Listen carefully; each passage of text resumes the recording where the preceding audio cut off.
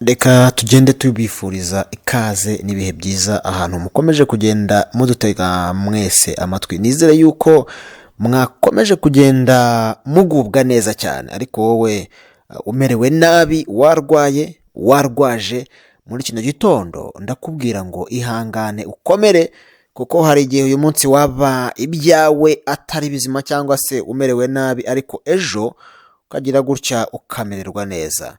Ugiye rero kugenda uganirizwa na Kisaki. Ahangaha tuganira ibintu byatugirira umumaro, tukamenya ese ni iki umuntu yakora aramutse arwaye, aramutse afite ibibazo bitandukanye byo muri ubu buzima.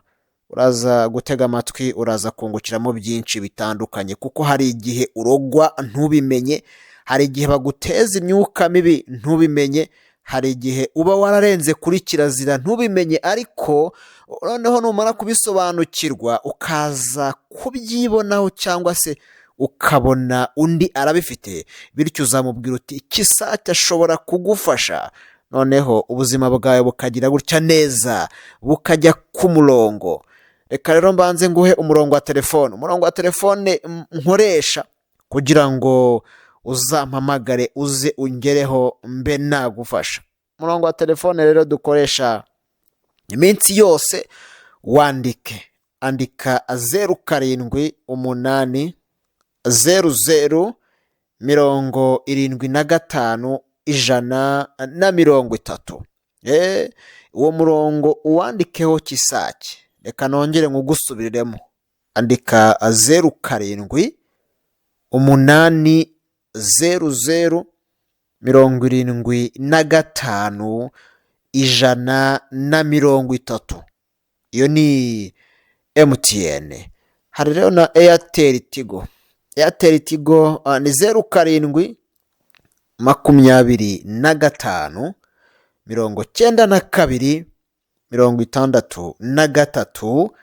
63 36. Hari igihe waba ugishyira nyakiramajwi yawe ugafungura ngeze hagati, ongera uyandike neza, cyangwa se wowe utayanditse, kuko uyu murongo ni impano mba nguhaye kugira ngo byibura ubuzima bwawe butabare. Waba urwaye izi ndwara zisanzwe, hari igihe waba ufite amibe yakuzengereje, cyangwa se ukagira gutya neza ukumva mu mara harakurya, mu gifu harakurya, ndetse n'ibindi bibazo bitandukanye, ukagira gutya ukarogwa cyangwa se ugatezwa imyuka mibi. Ugira gutya rero uyu murongo wandike, uzajya ugira gutya uze ungereho mbe nagufasha. Andika rero 07 25 92 63 36. Iyo mirongo yombi ujye wandikaho Kisaki, cyangwa se Gisaki uko washaka rwose, nta kibazo. Aho ndi rero ni hano i Kigali, Kicukiro santere. Hari igihe umuntu yaba ari mu Mutara iyo ngiyo Ryabega akibaza ngo se aho ni hehe. Ujye umenya ko ari Kigali, Kicukiro santere, cyangwa se wowe utahazi umpamagare nkurangire nkuyobore neza uze ungereho. Ndabizi ubu hari igihe umuntu yaba yaraheze hasi, ahejwe n'amahembe, ahejwe na za nyabingi bamutongera. Iki gitondo ndakubwira ngo cyakubera icy'umugisha wowe ukaza ukangiraho, ibyo byose rwose bikagira gutya bigakongorwa. Noneho rero abantu muherereye, ubwo ndimo ndagenda mbarangira kugira ngo abafite ibibazo muzaze mungereho. Abantu muherereye rero mu gice cy'iburengerazuba ndahari, aho ngaho neza Karongi, Rubengera. Iyo uje ukangiraho hano muri rompuwe neza aho Rubengera ndahari, kugira ngo byibura bya bibazo bikuzengereza, bakagira gutya bagaguterereza ibitama, bakagira gutya bakagufatira ibyawe neza neza. Wabona buje, ndaza kugusobanurira neza uburyo ki itajya ikura, ahubwo igenda iyonga, ugasanga ibyo wari utunze byose birimo biragenda nawe biyonga. Baragize gutya bakagufatira, uze gutega amatwi gusobanurira imvo n'imvano, inkomoko yabyo. Hari igihe byaba bituruka mu cyo bita intezi, cyangwa se icyo bita karande kamezamiryango. Ibyo ngibyo ukaba ubifite rwose pe, ariko hari igihe wagira gutyo ukankurikirana neza ukazaza nkagufasha. nari nkiguha umurongo wa telefone kanongere ngugusubiriremo neza. Reka mpere kuri Airtel Tigo ni 0725 92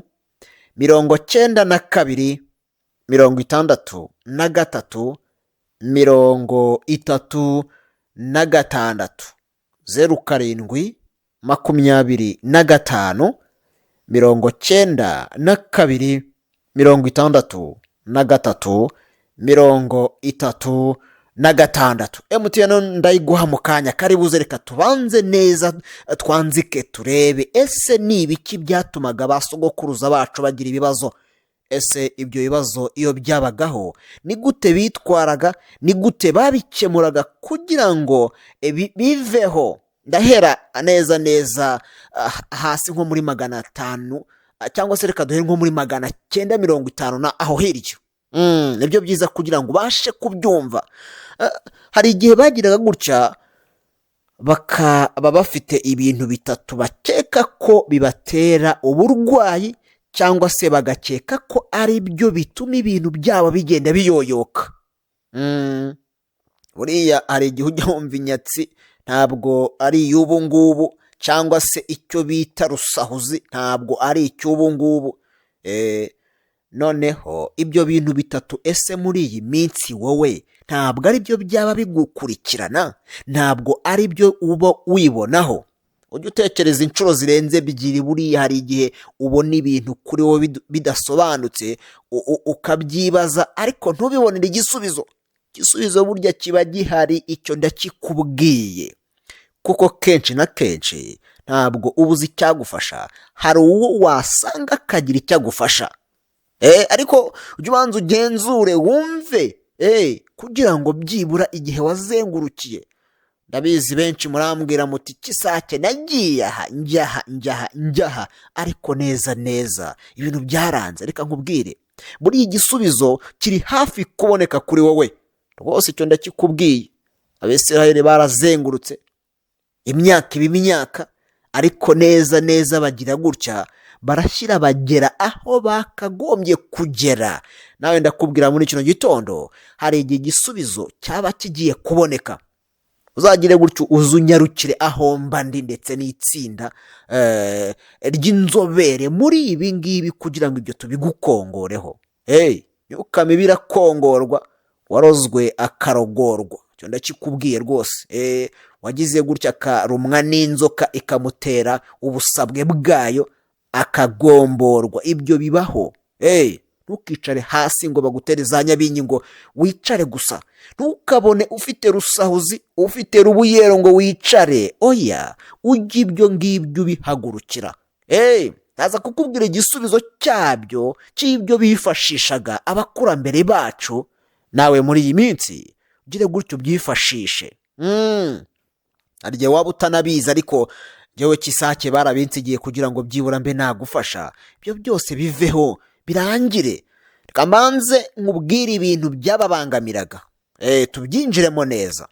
Icya mbere ni icyerekeranye n'amarozi. Cyo ngicyo rwose ucyumve, nimba kera yarabagaho ese muri iyi minsi yaracitse. Hashwi, reka nkubwire we nubwo utabizi, umuntu agira gutya akaguteza icyo bita neza ibihato, kaguteza rusahuzi, kajya mu bana bawe bari bagiye kugira icyo bimarira neza ukabona barababoyongwa, icyo bita kuboyongwa. Bakabacisha hirya bakabacisha hino, bakajya birirwa bameze uko nguko. Mubyeyi akagira agahinda gakomeye. Kubera iki? Isi dufite ibintu bibiri, hari urukundo hari n'urwango. Ibyo ngibyo ubyumve. Hari igihe rero waba unteze amatwi ubona umuryango wawe umeze uko nguko, ariko ndakubwiye ngo hari igisubizo. Tukiri rero kuri icyo ngicyo bakekaga ko kibatera ibibazo by'uburwayi, kikabatera ibintu ibyabo bikagenda biyoyoka. Ndabanza neza ninjire mu cyo bita ahangaha ibijaganyuro. Amoko y'amarozi yo ni menshi, ari nayo muzi rwose pe. Ibijaganyuro icyo bita ibitama. Bakagira gutya bakagira ibintu bakagutega icyo bita itaru, amaguru yawe akabyimba, umubiri wawe wose neza neza ukajya ugenda ukurya ukubabaza. Ahangaha bitandukanye n'icyo bita ibijaganyuro. Ibijaganyuro hari igihe waba ubyutse cyangwa se waba wicuye kumva neza mu mavi reka sinakubwira, ibintu bikazajya bigenda bikujaganya ubyumva ugashaka no kwihungura. wari wabona umuntu ushaka kugira ibintu yihungura kandi biri imbere mu mubiri? Nego burya kabi gasekwa nk'akeza, mujye mwihangana. Ariko nkubwira ngo hari igisubizo iyo uje hano ukangeraho aho mba ndi, ni hano i Kigali Kicukiro santere. Hano neza rwose iyo uje ukangeraho i Kigali Kicukiro santere mba mpari ndetse n'itsinda ry'inzobere tuba turi kumwe kugira ngo ibyo tubikongore. Nagushyiriyeho igikorwa cyo kugufasha, ubundi uraza witwaje amafaranga 10,000. Ubundi bino bintu kugira ngo biveho birahenda, bisaba izindi mbaraga, bisaba ubundi bushobozi, ariko kugira ngo ngufashe byibura wongere gusubira ku murongo. Dore igihe wagendeye utarabona igisubizo cyawe, jya ugira gutya uzungereho. Mwibutsa yuko rero ubwo bufasha nagushyiriyeho ni poromosiyo. Ako se buriya ni poromosiyo? Oya, ni ubufasha. 10,000 ujya guhaha bikaza birangiye nta n'iki, ukavuga uti se ariko umuhashyi iki? Ariko kubifata ukagira gutyo ukatabara ubuzima bwawe ntabwo ari ibintu bigoranye rwose pe.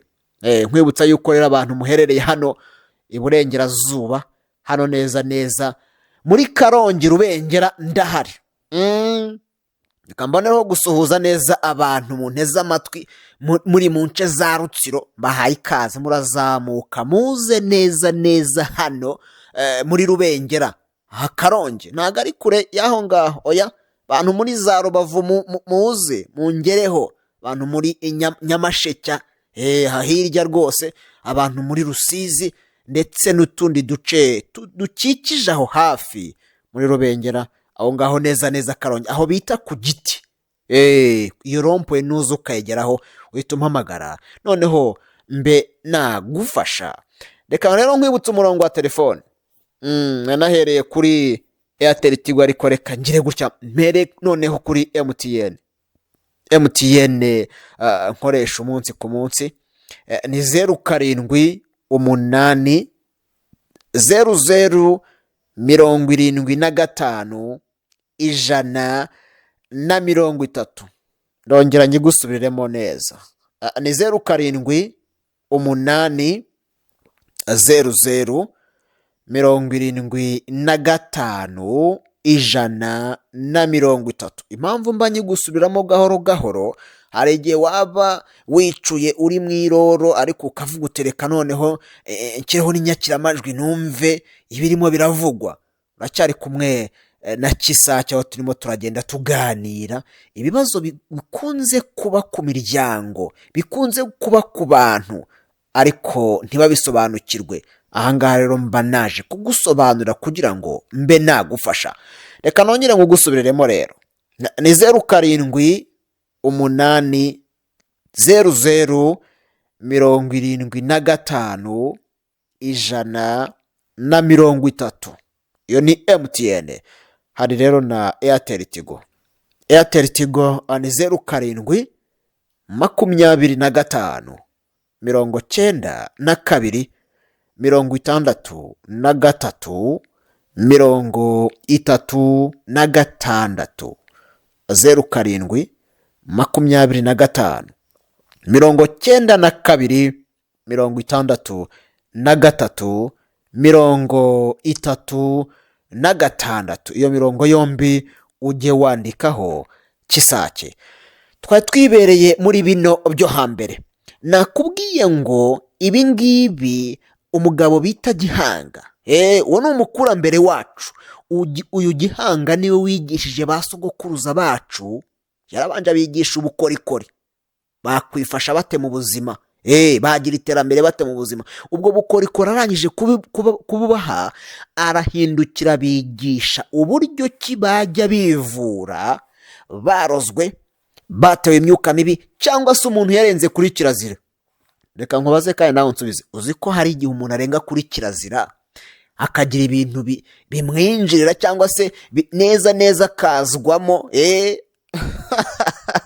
neza rwose akazwamo, ukagira gutya ukaba uri umukobwa rwose mwiza, ariko gushaka byaranze, ugize gutya nawe akarugeramo akabura urubyaro. Ibi bintu ubyumve neza, buriya abantu bose baba bakushagaye ntabwo ariko baba bakwishimiye. Cyo ndakikubwira rwose, nakubwiye ngo iyi si dutuyemo hari ibintu bibiri, hari urwango, hari n'urukundo. Noneho ukagira gutya neza bakakuzinga, cyangwa se bakagufatira, cyangwa se bakakumanika. Ibyo ngibyo wari uzi ko rimwe na rimwe abantu mubigendana mutabizi neza rwose, ukajya imugongo buri kwezi. Abantu bakuru kujya imugongo murabyumva neza, mihango ukayibona buri kwezi, ariko ntugire gutya ngo ugire akana. Hari igihe rero ibyo ngibyo baba barabigutongereye, kenshi na kenshi hari igihe biva muri karande kamezamiryango, cyangwa se bikava mu cyo bita intezi. Umuntu akakureba akakwitegereza avuga ati ntuzagire gutya ngo uheke, kagutongera. Ubundi kera hari ibintu bakoraga, ntabwo nje kubigisha kuroga, oya, ahubwo ndagira ngo byibura we warozwe, wowe ufite imyuka mibi, ujye ugira gutyo uzungereho. Icyo nari ngiye kukubwira aha rero, hari igihe batangaga umuhuta ko kanya diregite byawe bikaba birarangiye, cyangwa se bakagira gutya neza bakaguha umuhezayo ugahera hasi. Muri iyi minsi ntabwo babibakorera, bakagukubita neza umuhezayo ugahera hasi. Ibyo watekerezaga gukora byose ukabijyamo, ariko ntugire urwunguko na rumwe ubona. Umuntu umwe yaranganirije arambwira ati, umuntu namuhaye amafaranga, inote y'ibihumbi 2,000, arangije iyo note y'ibihumbi 2,000 aragenda agira ibintu ayikoreramo. Reka nkubwire, uwo mugabo yaratunze, yaratunganiwe, ariko yaje angana ambwira ati noneho nta n'igiceri nkigira muri iyo mvugo. Kubera iki? Baragiye bagira ibintu bamukorera neza, agira icyo bita rusahuzi, icyo akoze cyose kikajya cyanga, kandi yaratunze, yaratunganiwe. Ndakagira gutya bakamufatirira mu byo kunywa, bakamufatira rwose neza, kaba kazizi wibereye aho ngaho. Ariko muzi izi dutuye ukuntu ibintu byayo bimeze, buriya utaranirwa agaramye agira ngo ijuru riri hafi. Hari igihe waba wumva ibi ngibi, kisake ndimo ndagenda nganiriza abantu, kavuga uti si ibi bibaho. Buriya uwaraye anigwa n'ibyo atazi, ariyo myuka mibi, niwe wabigusobanurira neza. Uwo baterereje amahembe kagira gutya neza akamukubita mu mano akazamuka, cyangwa se bakayamuterereza akagira gutya akamukubita mu rwano, niwe wabigusobanurira neza. Uwo bagize gutya bagatongera, yarangiza agahura n'icyo bita rubuyero, akajya agenda buyongwa akabuyera, niwe wabikubwira neza. Ariko nawe buriya kugira ngo abimenye bisaba izindi mbaraga. Hari igihe umuntu arogwa nawe ubwe ntabimenye. Bangira ngo rero wowe unteze amatwi, ujye ugenzura, umenye ibyawe, umenye ibyubamo, noneho utekereze inshuro zirenze 2. Hari igihe ibyo ngibyo waba wibonaho ari byo bigutera uburwayi mu mubiri wawe. Rimwe na rimwe ukagira gutya, ukaba uri ku kazi neza ukakivanaho, cyangwa se ukagashaka ibyo basaba byose ubyujuje, ariko ntukabone. Kubera iki? Hari igihe uba ufite icyangiro, barakigukubise, barakiguteje rwose, ariko waba uzi icyo bita kera bakoraga ibyo bita gutongera umuntu, cyangwa se ukaba ukivana muri karande kamezamiryango. Karande kamezamiryango reka mbanze ngusobanure neza. Ubundi hari imihango, imiziro n'imiziririzo bakoraga kugira ngo abantu bahirwe, bamererwe neza. hari icyo bita igisabisho bakoreshaga, ubundi hari icyo bita guterekera.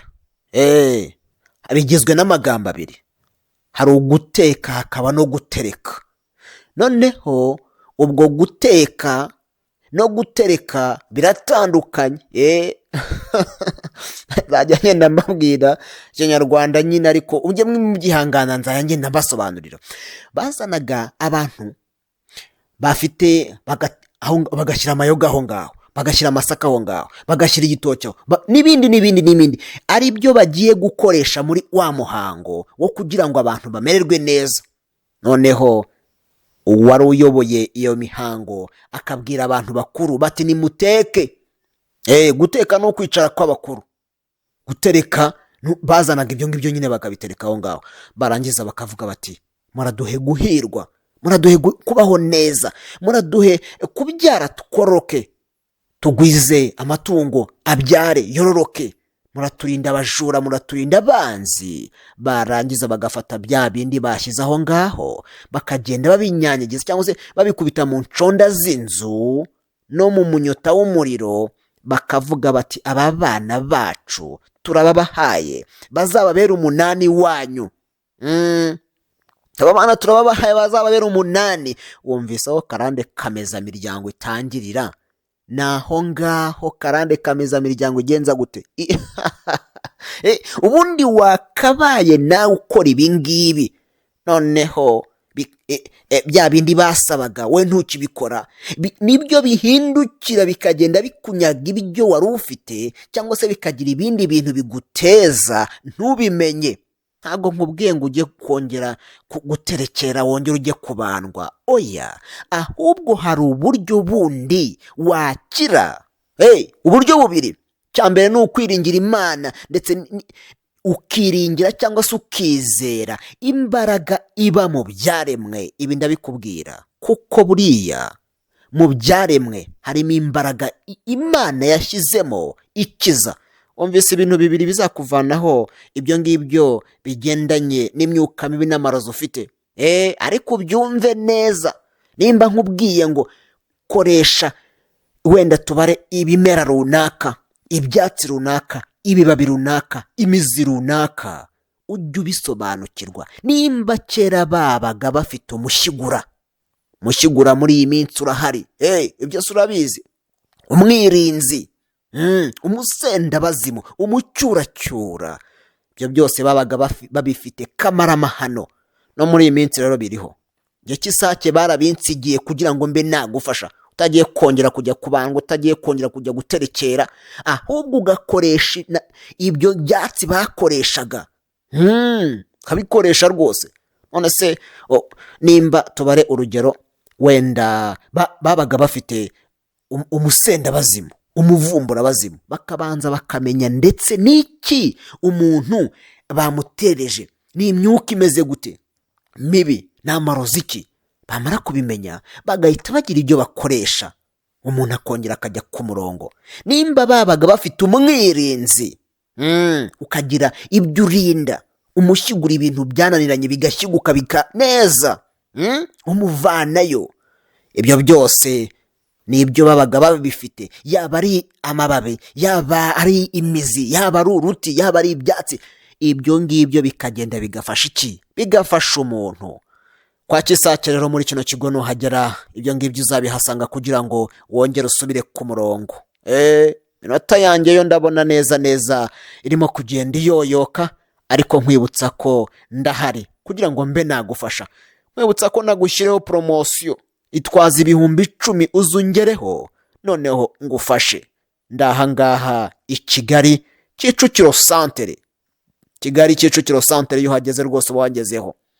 Ahandi rero ni hano neza Karongi Rubengera.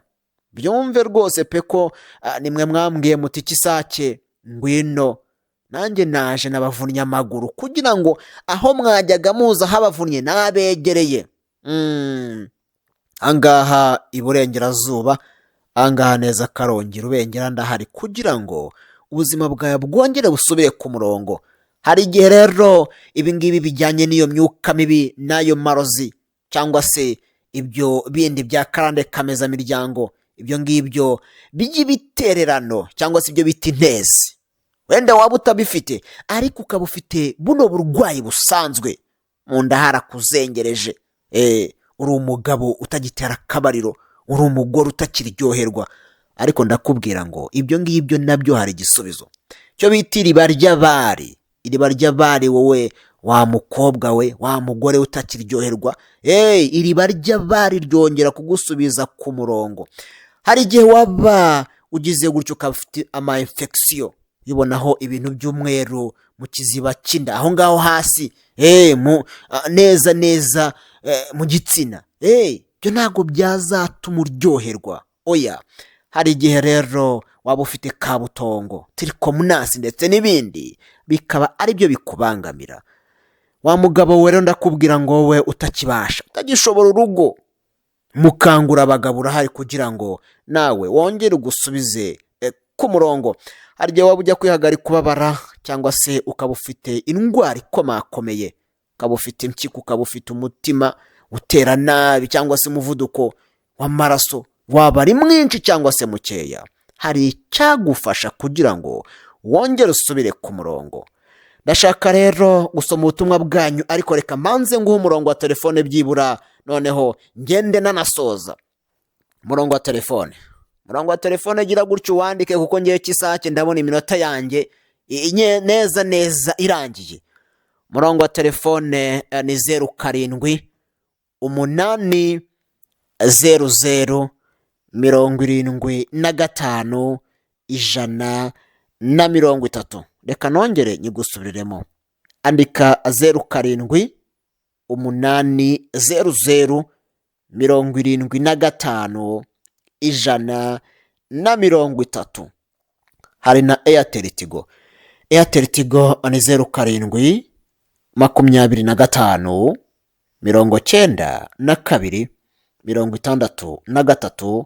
63 36. Reka nongere nyigusubiriremo neza, ni 07 25 92 63 36.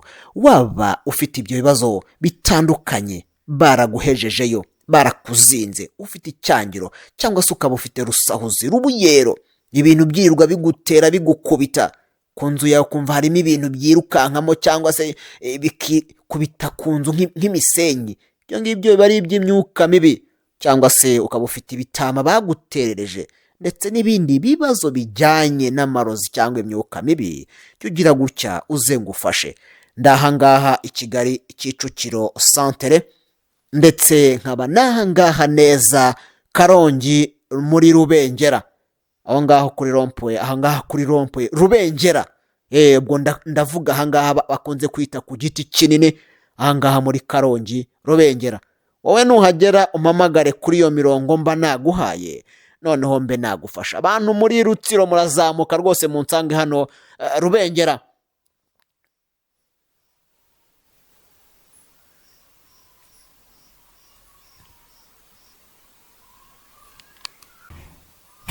Nari kugenda rero mbabwira ahantu ngenda nkorera hatandukanye, nkubwira ngo ni Kigali Kicukiro santere, ndetse n'ahangaha muri Rubengera Karongi.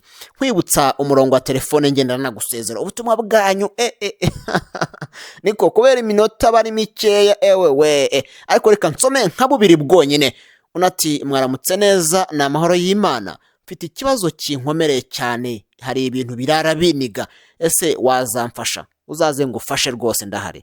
Unati mwaramutse neza Kisake, ati ndagushimira cyane waramfashije, kubera ibibazo nari mfite bijyanye n'amarozi bandoze, ariko narakize, ndagushimira cyane Kisake.